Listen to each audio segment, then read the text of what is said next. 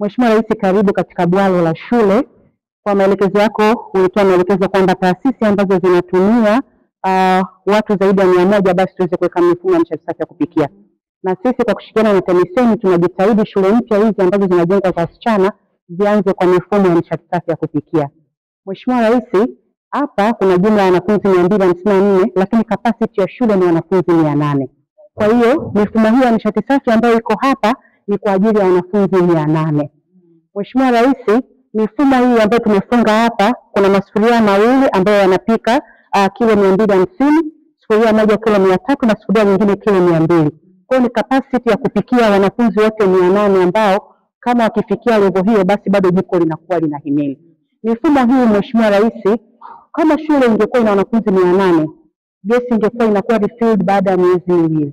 Lakini kwa wanafunzi hawa 254 watajaza kila baada ya miezi mitatu. Na kila wakijaza watatumia 3.5 milioni.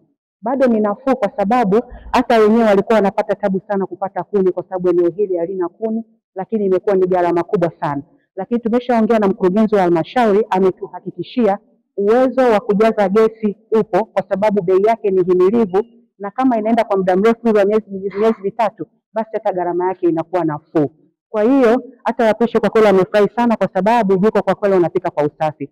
Upande wa kule kulikuwa kuna jiko lile la zamani wanalopikia kuni, lakini pia tumemshauri mkurugenzi kuna option ya kunipoa pamoja na mkapoa. Kama gesi itachelewa basi waweke stoku hiyo ili kuto kurudi kabisa kwenye matumizi ya kuni.